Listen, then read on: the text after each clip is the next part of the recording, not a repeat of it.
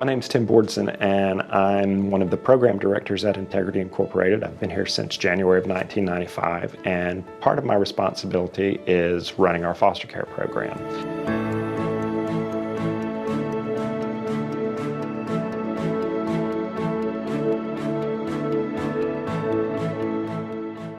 Our foster family training is pretty much trauma-based training. It's not specific to just foster kids, it's good for everyone, and that's one thing that I tell folks.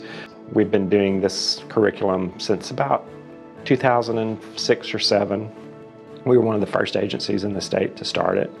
Now it's pretty much a mandate. The foster parents love it. I just finished a class with 12 families and they're like, oh wow, we've already started doing this. And I use it on my coworkers at work and that kind of thing. So it's pretty effective once you understand it. We provide support to them by training them. They get ongoing training. We have a set of case managers that visit them monthly, at least in the home. We support our families the first 12 weeks that a child is placed in the home with a weekly visit just to make sure things are starting off well and going well. My name is Lorraine Fudges, and I am a foster parent, and I've been fostering over 25 years. Well, I probably had over 75 or more of children, in and out. Now, you're not left alone. Whatever you need, all you have to do is to tell your case manager, and she will help you. Your case managers basically coordinate services for that family. So if the foster parent needs an appointment, they'll help them get the appointment and basically serve as sort of a support to the foster parent, a resource. Anything that they need, they will do their best to try to access. Our case managers are on call for our foster families 24/7. So if something happens and there's an emergency after hours, when you call the answering service or call your case manager, you get the person who knows you and knows your kid, so you don't have to deal with somebody who doesn't know the situation. And we've found that that's a huge support that a lot of families are not used to. My name is Joreen Shirley. I've been fostering for about 28 years. Well, for me, I am a passionate person. A minimum need or a special need, it doesn't matter. I'm there. To me, it seems that the developmental children have a greater need, it seems, for that love and that care, and I wanted to be that person. With Integrity, they are, and I'm going to be truthful, this is a great agency. These people are on point. I mean, the support is there, the resources are there. They played a huge role, whatever we needed, it was there.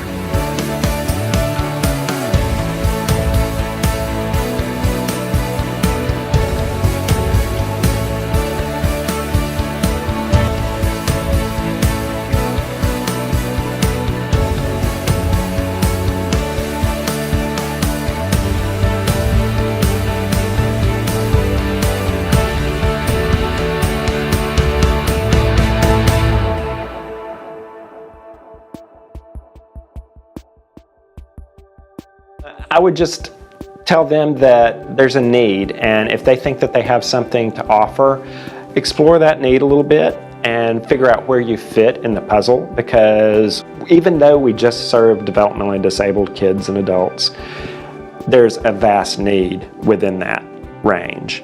We have some kids who are physically fine, but might have an intellectual disability. We have some kids that have severe medical needs. So depending upon what that family's comfort range is, there's probably somewhere that they could serve as a foster family. And it's just kind of exploring that and figuring out what's a good match for them. Well, I would tell her first, you really got to think about it and know if this really what you want to do, because it's going to be a great experience and you're going to have many challenges, but you got to have that love. You can't just say you want to be one. You got to have that love and that caring for a person, for a foster child. My husband's background was in medical, and so that we decided that maybe we could take care of, children with medical need or whatever physical need that they had. I think it had a great impact on them because it made them feel like that they had a family, and then they had love and they had someone to care for them.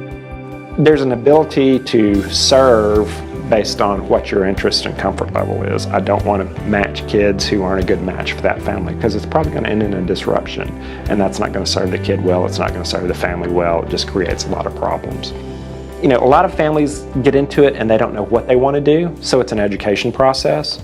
You know, some families deal better with dealing with behaviors, some families deal better with total care kind of things, but you know, the level of commitment is vast.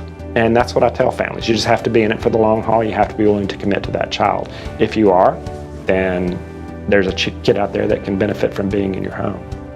I think the general public needs to be aware that the children in this state are vastly underserved when it comes to foster care.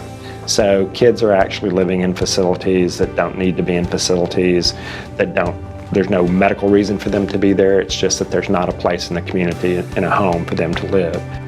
There's something out there that folks can do, whether it's with our program or another program, not being a foster family, providing some other sort of service. But there's something out there that everybody can contribute. You know, a lot of people, you know, they probably don't know, but the support is there. The support is there.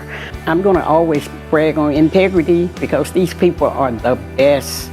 I'm going to do it until the day I can't do it anymore, because that is my compassion, my love and caring for a child forever, as long as I can. And I have enough love to spread all around.